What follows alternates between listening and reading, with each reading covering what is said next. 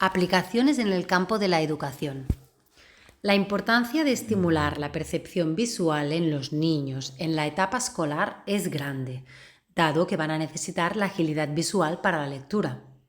En este sentido, la estimulación mediante estrategias que inviten a mantener la atención focal, discriminar rápidamente símbolos, números o letras, con una rápida velocidad en el movimiento ocular, etc., serán importantes con vistas al aprendizaje escolar posterior. Contrastes de luz, identificación de colores, formas, coordinación mano-ojo, utilizar la televisión en dibujos animados para diferenciar colores, volúmenes, situaciones, contenidos, descripciones, etc., serán de suma importancia en la mejora de la percepción visual. Auditivamente se debería proponer a los niños un ejercicio diario de percepción de diferentes sonidos, tonos, ritmos, música, palabras complejas dichas despacio y también rápidamente, y a prestar atención para diferenciar los distintos tipos de sonidos propios de la vida diaria. Otra aplicación práctica dirigida sobre todo a la familia es que el niño se integre en un ambiente de estimulación musical, en especial con música clásica, donde el ritmo musical es lento, estructurado y organizado en determinadas secuencias. Asimismo, es importante conseguir integrar estímulos visuales con estímulos musicales a fin de desarrollar procesos de atención, memoria o aprendizaje. También es aconsejable desarrollar programas de discriminación auditiva, con tonos cercanos a la banda tonal del lenguaje. El uso activo del tacto para buscar, adquirir, analizar y discriminar y reconocer información debería ser considerado como un medio pedagógico más para mejorar las capacidades cognitivas de los niños.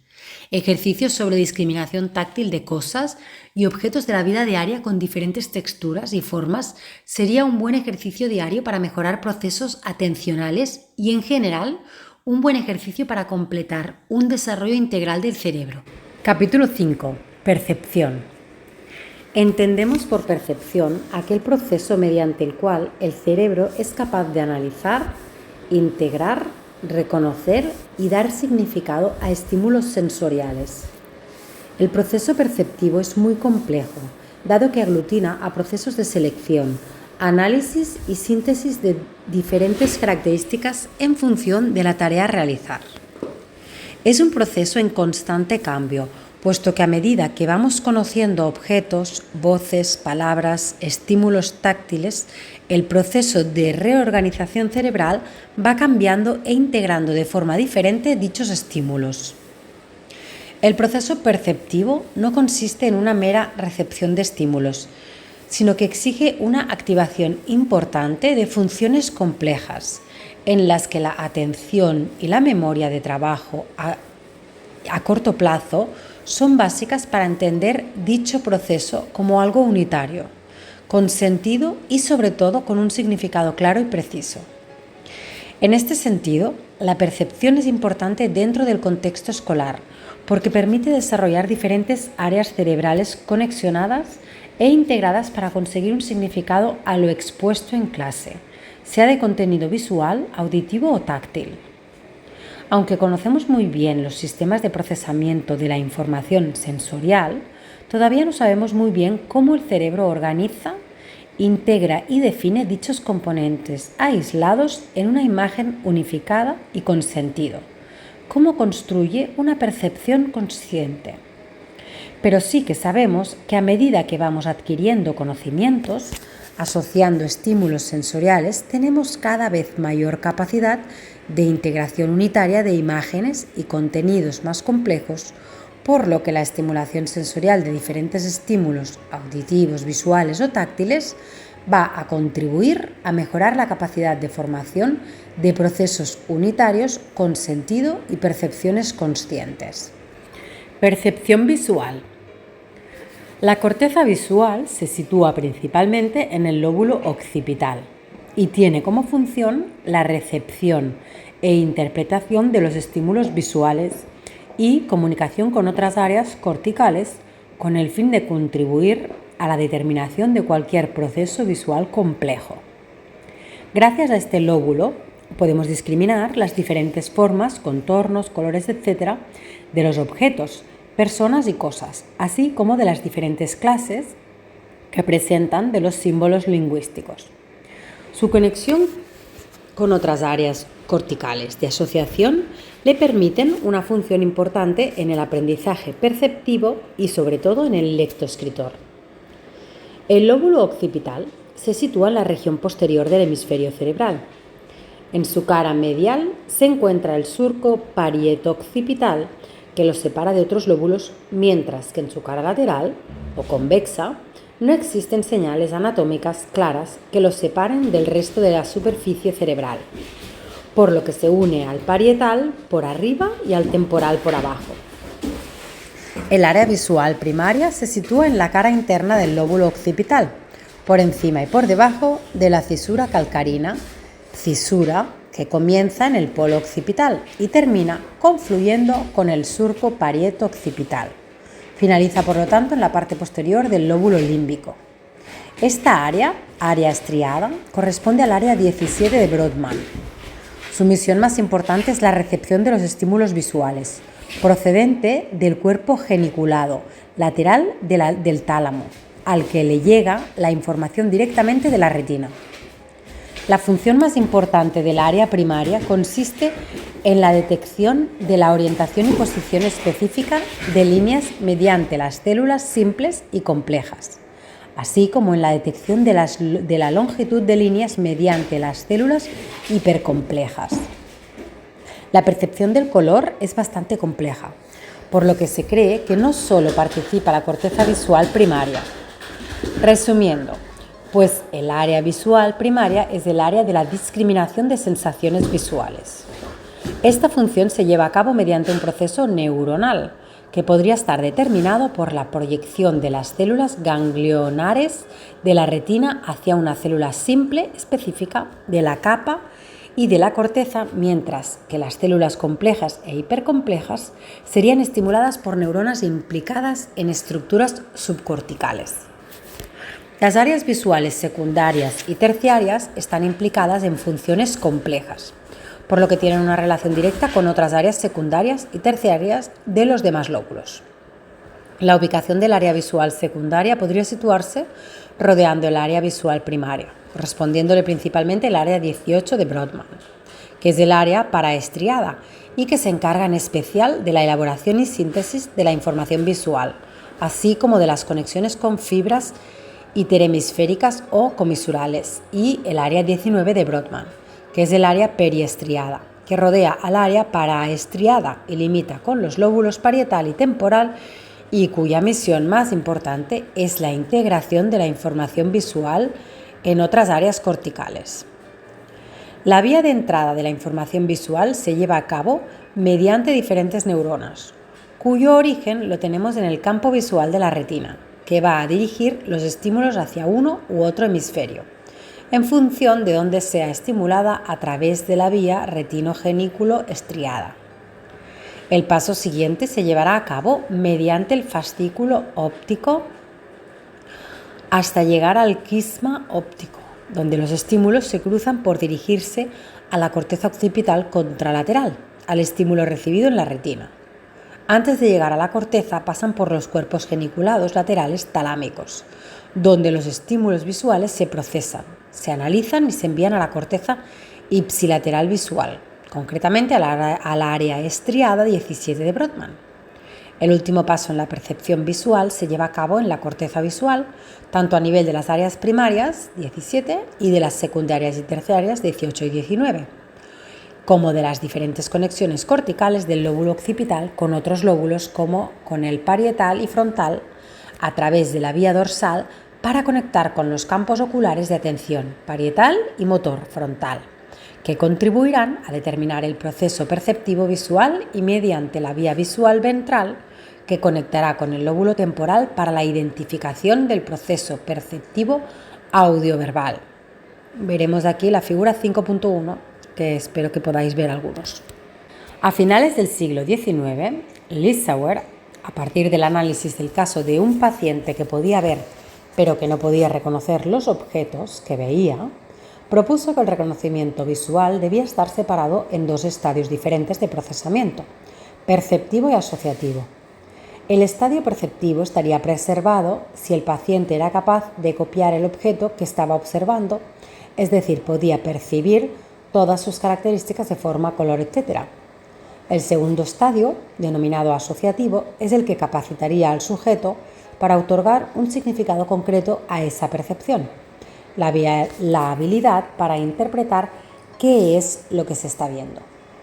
Esta división dio origen posteriormente a lo que se denominó agnosia perceptiva y agnosia asociativa. Geschwin planteó que el sistema visual y las áreas responsables del lenguaje estaban conectadas entre sí y que por tanto una desconexión entre ellas podría dar lugar a una agnosia visual. Este planteamiento, aunque fue muy sugerente, quizás sea demasiado simplista y no ahonde de una manera mucho más detallada en las bases del procesamiento visual y por supuesto no justifique las distintas posibilidades que se muestran en este complicado sistema. El procesamiento visual sensorial se relaciona con la capacidad de agudeza visual, es decir, la capacidad para determinar la ausencia o la presencia de luz, los cambios en el contraste, frecuencia espacial y sensibilidad al contraste, si se presentan uno o más estímulos en el campo visual, discriminación de 2 puntos, y la capacidad de detectar un objeto que varía en tamaño, resolución del objeto. El daño en cualquiera de estas capacidades dificultará el reconocimiento del objeto. Lesiones unilaterales en el lóbulo occipital darían origen a dificultades en el procesamiento de la información visual sensorial. En el campo visual contralateral al lugar de la lesión. La pérdida de la agudeza visual puede ser severa después de lesiones bilaterales del córtex visual, pero frecuentemente también son producidas por lesiones en el trayecto del ojo al cerebro. La discriminación de formas es otra de las capacidades fundamentales para una adecuada percepción. El sistema visual es capaz de realizar finas discriminaciones entre formas similares. Esta habilidad para discriminar formas puede estar selectivamente alterada en personas con daño cerebral, quedando preservadas otras capacidades como la agudeza visual. En estos sujetos en los que está preservada la capacidad de agudeza visual, pero alterada la discriminación de formas, las lesiones cerebrales posteriores bilaterales suelen ser las más comunes. Una tercera capacidad que influiría en la percepción visual es el color. Al igual que las anteriores, esa capacidad parece que puede alterarse de forma selectiva. Lesiones bilaterales en los lóbulos occipitales parecen ser las más comunes en un déficit acromatópsico. Los daños bilaterales en la región fusiforme y en el giro lingual de este lóbulo son las más implicadas en este síndrome. El procesamiento del color parece ser otro ejemplo de una capacidad sensorial visual retinotópica. En el nivel de representación perceptual es necesario acceder al almacén de información que posee el sujeto del objeto, información que ya había sido adquirida previamente.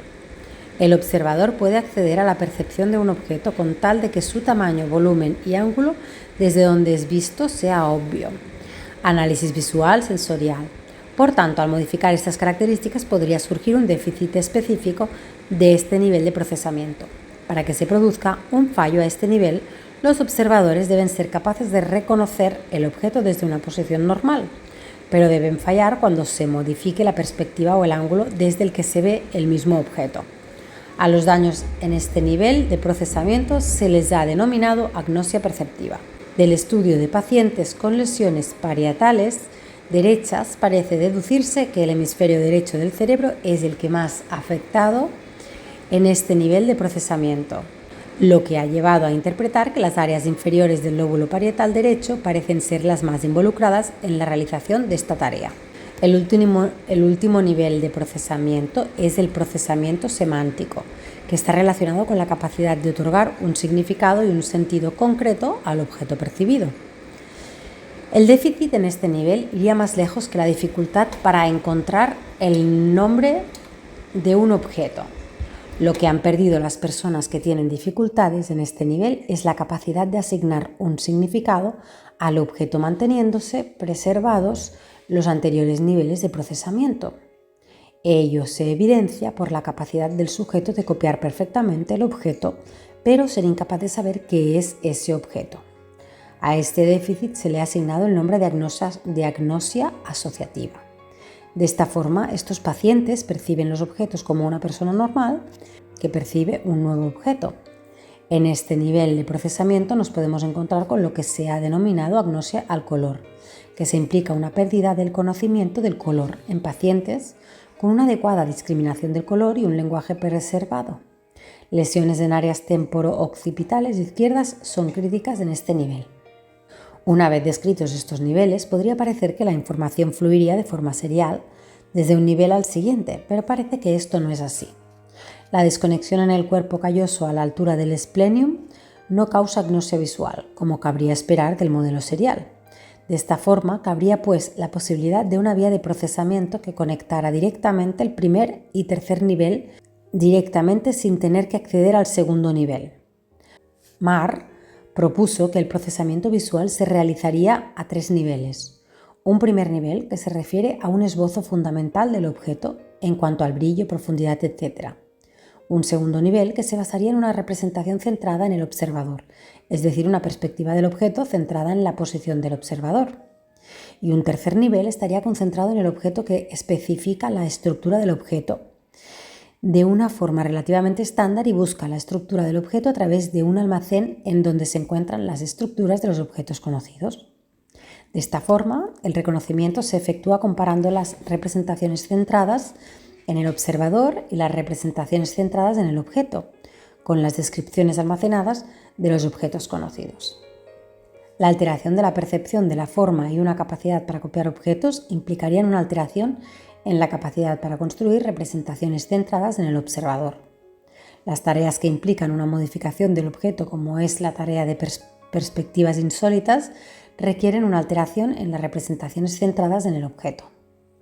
Los estudios de Zecchi intentan demostrar la validación del modelo anteriormente expuesto. Este autor propone que existen 4 vías diferentes del procesamiento de la información visual, que viajan de forma separada a lo largo de toda la vía visual y que se localizan en áreas diferentes del córtex. Existiría una vía especializada en el movimiento, desde la retina y a través de las capas magnocelulares del núcleo geniculado lateral. Llegarían a la capa 4B de B1, primates, corteza estriada, humanos. Desde ahí, las señales viajarían hasta el V5, córtex periestriado, bien directamente, bien a través del V2, córtex estriado. Una segunda vía sería la que procesa la información relacionada con el color.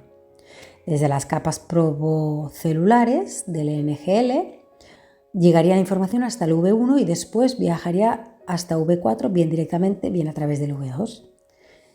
Existen 2 formas diferentes de procesar la información relacionada con la forma. La primera está ligada al color y también se encuentra en V4. La segunda es independiente del color y se sitúa en V3 y se ocupa de la forma dinámica. Llega desde las capas magnocelulares del NGL a través de la capa 4B de V1 y después llega la información hasta V1, directamente o a través de V2. Las lesiones en V4 provocan acromatopsia. Las lesiones en V5 producen acinetopsia. Los pacientes ni ven ni comprenden del mundo en movimiento los objetos. Pueden ser vistos en reposo, pero no en movimiento. No se puede realizar una relación exacta de estas áreas en el cerebro humano, pero sí podemos pensar que V1 y V2 se relacionan con las áreas primarias y secundarias visuales, que V5 se encontraría en áreas del parietal, que V4 y V3 se situarán en áreas del lóbulo temporal. Un aspecto importante en la percepción visual es el reconocimiento de caras. Estudios llevados a cabo con PET demuestran la existencia de 2 sistemas diferentes para el reconocimiento de caras. Un sistema neural, identificado en áreas occipitotemporales, y otro ventrolateral occipital. En el reconocimiento espacial son las áreas parietales superiores unidas a las occipitales las más implicadas. Esto justificaría la existencia de 2 sistemas distintos en el procesamiento visual humano, uno para la discriminación de objetos y otro para la determinación espacial de los mismos. Por lo que se refiere a la representación o la imagen visual, se han planteado diversas hipótesis, que se podrían resumir en 3. Bien se dan las mismas áreas de procesamiento para ambas funciones visuales, bien son distintas áreas las que participan en cada función o bien existe una dependencia parcial de unas sobre otras. En resumen, parece ser que existe una macrored neuronal de áreas corticales localizadas a nivel occipitoparietal y temporooccipital asociadas a procesos visuales complejos, incluidos procesos de recuperación de memoria visual. Percepción auditiva. La corteza auditiva está representada fundamentalmente en el lóbulo temporal. El neocórtex de la corteza temporal tiene un papel importante en funciones superiores y complejas relacionadas con la visión y audición, mientras que el alocórtex está relacionado con la conducta afectiva, emotiva y social. Este hecho hace que el área auditiva primaria, que tiene relaciones tanto con el tálamo como con el sistema límbico, pueda participar en el aprendizaje mediante refuerzos motivacionales, en el lenguaje y en la memoria en sus relaciones con estructuras tales como el córtex prefrontal, el hipocampo, amígdala, etc., por citar algunas de las más importantes funciones de este lóbulo. El lóbulo temporal no tiene una función unitaria, sino que participa en funciones tan dispares como las relacionadas con las sensaciones y percepciones auditivas y visuales, en el almacenamiento de la información y en el tono afectivo y emotivo de la conducta humana. El lóbulo temporal se sitúa por debajo de la cisura de Silvio y linda en su parte posterior con el lóbulo occipital. Como característica diferencial cabe decir que en su parte más superior se sitúa en la vertiente caudal de la cisura de Silvio, donde se encuentran áreas 41 y 42 de Brodmann. Por otro lado, las tres circunvoluciones del lóbulo temporal también coincidirán con diferentes áreas corticales de Brodmann. Así, tenemos que la circunvolución temporal superior coincide con el área 22, la inferior con el área 20 y la posteriormente con la 37 y la media con el área 20 en el medio, con la 38 anteriormente y con la 37 posteriormente. La superficie medial del lóbulo temporal también va a tener suma importancia en funciones cognitivas, dado que está compuesta por la circunvolución temporal inferior, la circunvolución fusiforme y la circunvolución parahipocámpica, compuesta a su vez por el uncus, hipocampo y corteza amigdalina. Corresponde a la corteza que rodea la amígdala. La vía auditiva comienza en el órgano de Corti, que es el área receptora de los estímulos visuales, desde donde enviará los estímulos vía nervio auditivo a los núcleos cocleares del tronco del encéfalo. De ahí pasará a las olivas protuberanciales, contralaterales y mediante el lemnisco lateral llegará a los tubérculos cuadrigémicos y de ahí a los núcleos geniculados mediales del tálamo, para terminar en la corteza temporal auditiva primaria. El lóbulo temporal, en su conexión con el resto de lóbulos, principalmente el lóbulo parietal y sobre todo el frontal, aquí pongo una segunda figura, a 5.2, está implicado en las funciones más complejas del ser humano, tales como capacidad para localizar sonidos, alucinaciones auditivas, verbales, olfativas o gustativas, dificultad para discriminar sonidos que se presentan simultáneamente, sonidos fonémicos, secuencias tonales, rítmicas, discriminación perceptiva, visual de estímulos lingüísticos, objetos, caras, recordar y organizar cosas por categorías, casas, animales, frutas, etc. Memoria a largo plazo, tanto verbal como no verbal. Dificultades en la comprensión del lenguaje, personalidad, afectividad, sexualidad, emotividad o religiosidad. Son personas que se vuelven pedantes, egocéntricas, perseverantes, paranoicas, con excesiva preocupación religiosa, excesivo parloteo, excesiva agresividad y exageración de los aspectos triviales y pequeños de la vida diaria. Al margen de los procesos verbales ya estudiados, el resto de procesos perceptivos auditivos no verbales tienen una gran importancia en el contexto escolar, sobre todo la música. Sargent llevó a cabo una revisión sobre la organización funcional de las estructuras subyacentes a los procesos musicales, tanto perceptivos como expresivos, en el que demuestra la importancia de este tipo de proceso perceptivo y el estado de las investigaciones relativas al mismo. En cuanto a la escuela, conviene tener en cuenta dos aspectos de la música. El primero es el ejercicio musical mediante el aprendizaje de algún instrumento. Esto requiere habilidades motrices óculo y audiomotrices, que repercuten en la mejora del aprendizaje en general y que además tienen beneficios en la organización de ambos hemisferios y la coordinación de muchas áreas corticales. En un estudio llevado a cabo con músicos profesionales se comprobó una mayor cantidad de fibras en el cuerpo calloso frente a los no músicos. El segundo aspecto es la audición de música, que también tiene efectos en el cerebro y ayuda a la mejora del aprendizaje escolar. En este sentido, diferentes estudios han comprobado un aumento sustancial del área auditiva, área importante en los procesos de aprendizaje verbal. Por otro lado, también se ha comprobado que los niños que estudian música tienen mayor capacidad para el procesamiento verbal y para diferenciar lo congruente de lo incongruente. Todos estos estudios vienen a confirmar la importancia de la música en el contexto escolar. No solamente de la música escuchada, sino y principalmente de la cantada o ejecutada con algún instrumento musical.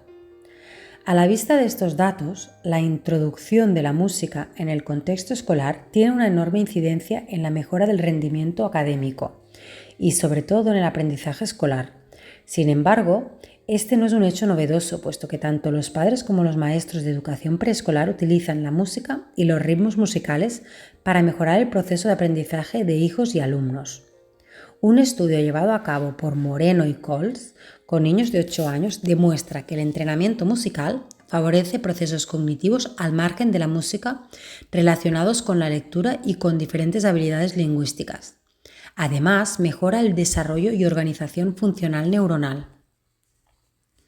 En otro estudio llevado a cabo con música de Mozart se encontró una mejora importante de la capacidad cognitiva y al mismo tiempo que una gran activación no solamente del córtex temporal derecho, sino también del córtex prefrontal dorsal y del córtex occipital, ambos implicados en los procesos cognitivos espaciotemporales tan importantes en los procesos de aprendizaje escolar. Por otro lado, el aprendizaje de instrumentos musicales requiere muchas habilidades complejas que integran los sistemas sensoriales con la motricidad fina y que constituyen un buen modelo neurocientífico para estudiar la plasticidad cerebral en la etapa escolar y como un buen método para la mejora del aprendizaje escolar. Con 20 minutos diarios de entrenamiento musical se consigue una buena integración sensorio-auditiva acompañada de una gran modulación de la conectividad neuronal. Otros autores justifican la importancia de la música en la neurogénesis y regeneración neuronal a través de la modificación de los niveles de secreción de hormonas esteroides, cortisol, testosterona y estrógenos. Es importante también destacar la asociación que podemos observar mediante la música y la danza en la mejora de los procesos cognitivos, sobre todo por su implicación en la activación del cerebelo, estructura cerebral determinante en el aprendizaje escolar. En este sentido, se ha demostrado la activación de una gran red neuronal córtico-subcortical que implicaba, por un lado, que los movimientos rítmicos activan estructuras estriadas subcorticales, el núcleo puntamen derecho, en el control voluntario de la movilidad, y por otro, que los movimientos espaciales de la danza activan el lóbulo parietal medial superior, además de áreas corticales, cerebelo y regiones subcorticales. Percepción táctil. La corteza táctil y de comunicación multimodal viene representada principalmente por el lóbulo parietal y tiene como función la recepción e interpretación de los estímulos táctiles, así como la relación con otras áreas secundarias y terciarias occipitotemporales parietales necesarias en cualquier tipo de función simbólica táctil. El lóbulo parietal se encuentra situado entre el córtex prefrontal por la parte anterior, el occipital por la parte posterior y el temporal en la inferior. La delimitación con el córtex prefrontal viene dada por el surco central o de Rolando, mientras que la delimitación con los lóbulos occipitales es el surco parieto-occipital. En su cara medial, en cambio, con los lóbulos temporales es la cisura de Silvio. Existen dos surcos que delimitan y diferencian las circunvoluciones del lóbulo parietal. El surco postcentral, que delimita la circunvolución parietal postcentral o parietal ascendente y que sostiene el área táctil primaria, y el surco intraparietal, perpendicular al surco postcentral y que divide al lóbulo parietal en dos circunvoluciones: la circunvolución superior o lóbulo parietal superior, que coincide con las áreas 5 y 7 de Brodmann, y la circunvolución parietal inferior o lóbulo parietal inferior, que coincide con las áreas 40 y 43 de Brodmann. El córtex del lóbulo parietal inferior, junto al extremo del surco lateral, forma la circunvolución supramarginal, que coincide con el área 40 de Brodmann, mientras que alrededor del surco temporal superior se forma la circunvolución angular, que coincide con el área 39 de Brodmann. En la cara medial, el lóbulo parietal queda separado del frontal por la prolongación caudal del surco de Rolando. El límite posterior está formado por el surco parietal parieto-occipital. Entre la circunvolución postcentral y este último surco se encuentran el precuneo. No obstante lo dicho, el lóbulo parietal no puede considerarse como una entidad anatómica autónoma. Sus límites no pueden trazarse con precisión exacta. Representa más bien una conveniencia topográfica señalada empíricamente sobre la superficie del cerebro. El área somatosensitiva primaria tiene como función la localización específica de las sensaciones en diferentes partes del cuerpo, la capacidad de discriminar los grados críticos de presión, textura y los pesos de los objetos. Sin embargo, dado que en nuestro caso la discriminación va acompañada de un proceso cognitivo superior, como es el lingüístico, el paso siguiente en dicho proceso se llevaría a cabo en las áreas secundarias y terciarias parietales. No obstante lo dicho, la lesión en esta área es capaz de producir astereognosia a objetos, números y letras. Una vez discriminado el estímulo táctil por las áreas parietales primarias, se llevará a cabo un proceso posterior más complejo, en el procesamiento de la información táctil mediante las áreas secundarias y terciarias, en donde tendrá lugar un proceso de descifrado del significado de la estimulación táctil, visual o auditiva. El córtex parietal, secundario y terciario tienen múltiples relaciones con otros lóbulos, por lo que representa una zona de integración multimodal importante, interviniendo en múltiples funciones neuropsicológicas. De hecho, el lóbulo parietal está asociado con procesos estereoagnósticos, conocimiento de objetos mediante el tacto, grafognósticos, conocimiento de números y letras mediante el tacto, gnosis de objetos, funciones visoespaciales, auditivas y visuales e interiorización del esquema corporal, somatognosia. También va a ser capaz de realizar la síntesis simultánea de los esquemas espaciales práxicos y motrices de los músculos bucolinguales que van a intervenir en los esquemas articulatorios del lenguaje. Es el lóbulo de las praxias ideomotoras, gesto simple, praxias ideotarias, sucesión de gestos simples en relación con un objeto externo, y praxias constructivas, mantenimiento del esquema corporal y espacial en la creación de una unidad a partir de elementos simples. La vía de entrada de la información táctil al cerebro comienza en los diferentes receptores táctiles de la piel, que a través del sistema lemniscomedial llegan a los núcleos posterolaterales del tálamo y de ahí llegarán a la corteza cerebral, a las áreas 1 y 2 para procesamiento de la información sensorial, 3B para reconocimiento táctil, 5 y 7 para los procesos perceptivos táctiles cognitivos complejos.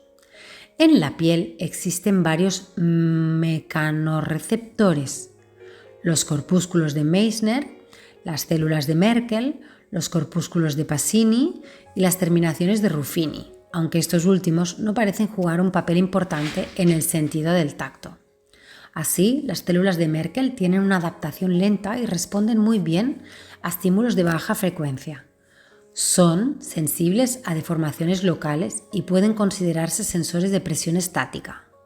Los corpúsculos de Meissner y Pacini, sin embargo, se adaptan rápidamente y responden bien a estímulos de alta frecuencia, como pequeñas vibraciones producidas por pequeñas elevaciones o depresiones, unas milésimas de milímetro, en una superficie como las que se producen cuando se resbala algo que agarramos o en texturas finas.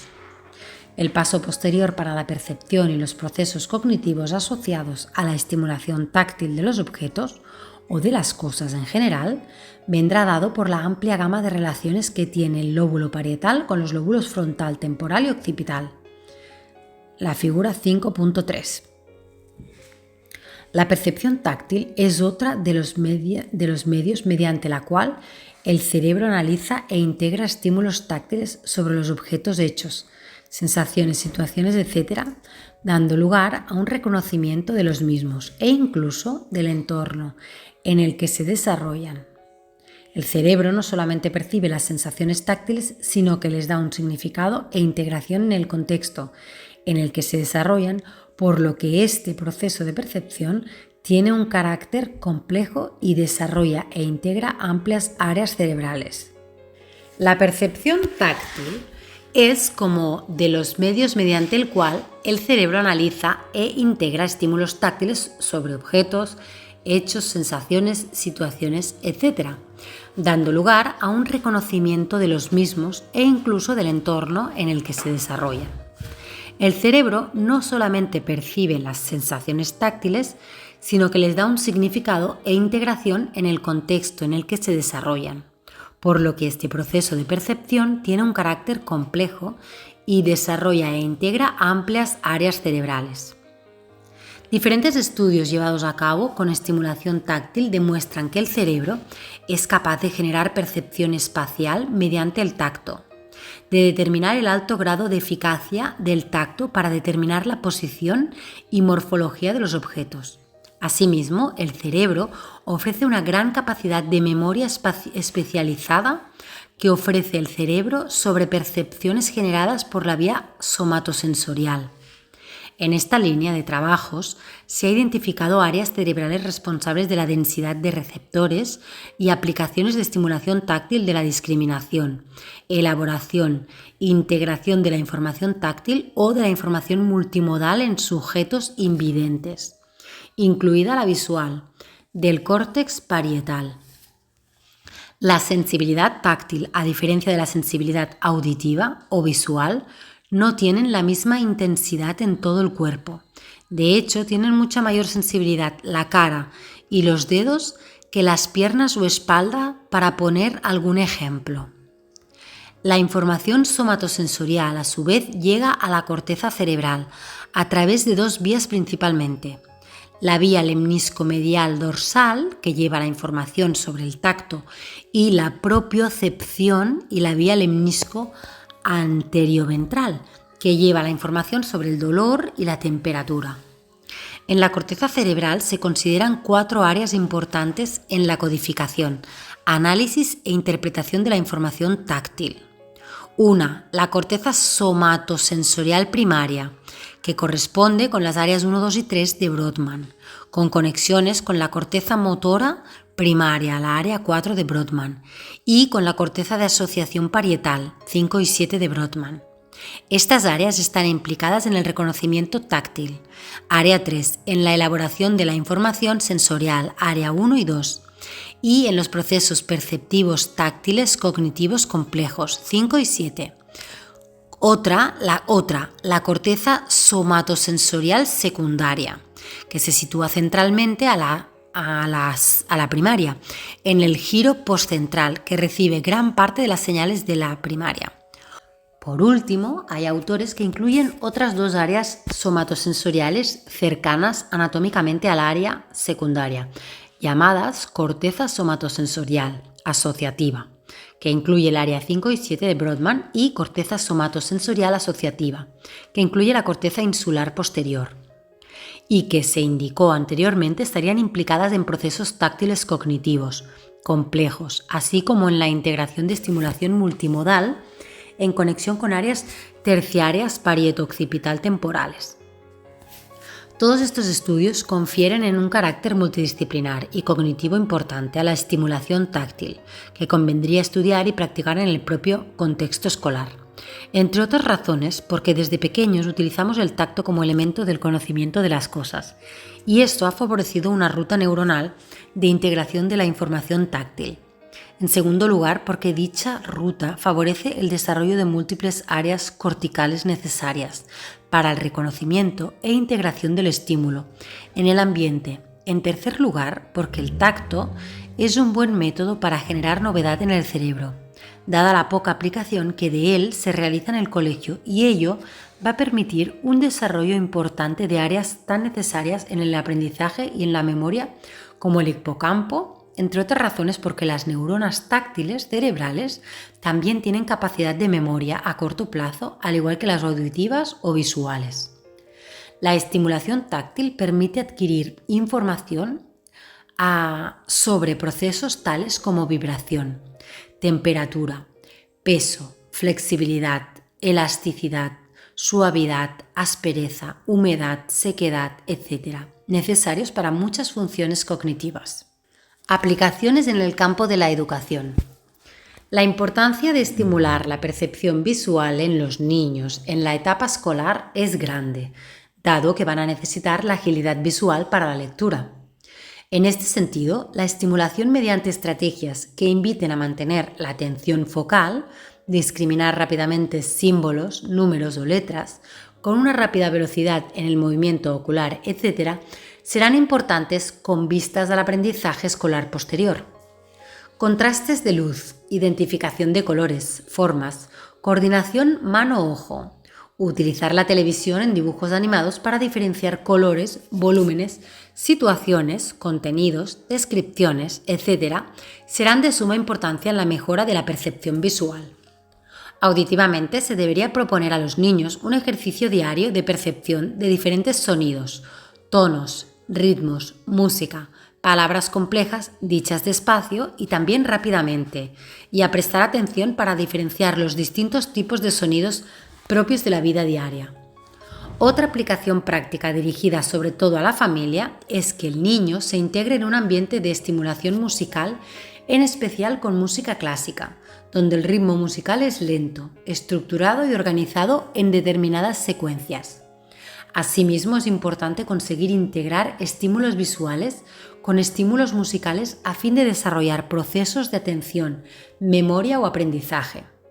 También es aconsejable desarrollar programas de discriminación auditiva, con tonos cercanos a la banda tonal del lenguaje. El uso activo del tacto para buscar, adquirir, analizar y discriminar y reconocer información debería ser considerado como un medio pedagógico más para mejorar las capacidades cognitivas de los niños.